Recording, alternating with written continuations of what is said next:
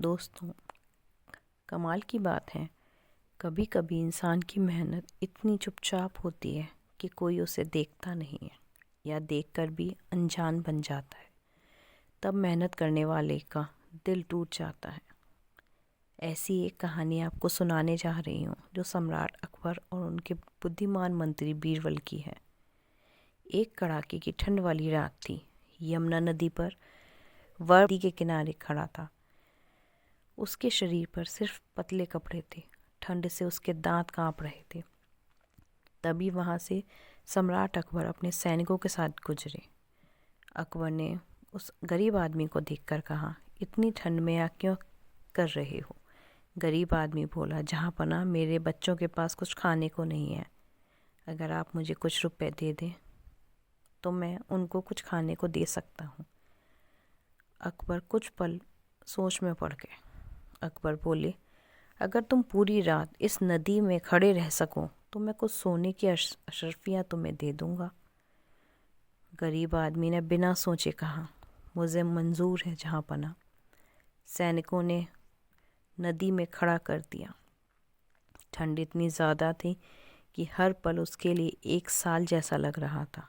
रात भर वह आदमी कांपता रहा, लेकिन अपने बच्चों की भूखी आंखें याद करके वह डटा रहा।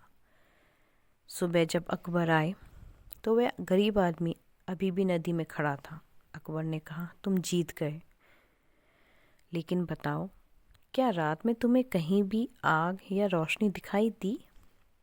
गरीब आदमी ने कहा, हाँ जहाँ पना, बहुत दूर महल की एक खिड़की से एक छोटी सी रोशनी दिखाई दे रही थी। तो अकबर ने कहा, तो तुमने ठंड से बचने के लिए उस आग की गर्मी ली है, इसलिए तुम्हें इनाम नहीं मिलेगा। गरीब आदमी टूट गया। उसकी मेहनत को झूठा कह दिया गया। रोते हुए दरबार से चला गया। बीरबल को सच्चाई पता चली तो बीरबल को इस बात का बहुत दुख हुआ। बीरबल बोले, जहाँ पना ने न्याय नहीं किया।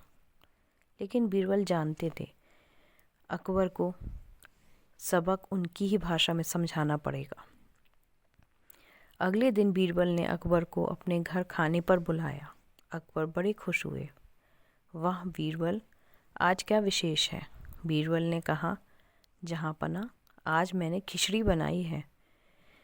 जब अकबर पहुँचे तो उन्होंने देखा एक बड़े बर्तन में पानी है, नीचे आग जली हुई है, लेकिन बर्तन बहुत ऊंचाई पर लटका हुआ है। अकबर हैरान हो गए। बीरबल, इस तरह की खिचड़ी कैसे पकेगी? इंतज़ार और थकान। बीरबल बोले, जहाँ पना, थोड़ा इंतज़ार कीजिए, खिचड़ी पक रही है। घंटों बीत गए, खिचड़ी कच्ची ही रही। अकबर को गुस्सा आने लगा। यह तो बेवकूफ़ी है, अकबर बोले। तभी बीरबल ने शांत स्वर में कहा, जहाँ पना, अगर दूर की आग से खिचड़ी नहीं पक सकती तो दूर की रोशनी से आदमी को गर्मी कैसे मिल सकती है? अकबर शांत हो गए। अकबर को एहसास हुआ और उन्हें अपनी गलती समझ में आ गई। उन्होंने तुरंत कहा, मैंने उस गरीब आदमी के साथ अन्याय किया है। अकबर ने सैनिकों को आदेश दिया, उसे तुरंत ढूंढ कर लाओ। गरीब आदमी को दरबार में लाया गया। अकबर ने स्वयं उसे इनाम दिया और कहा, तुमने मेहनत की थी और मेहनत का फल मिलना ही चाहिए।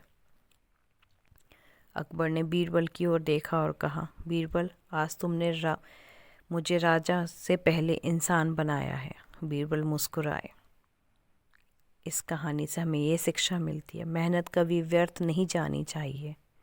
न्याय तभी न्याय है जब वो दिल से किया जाए।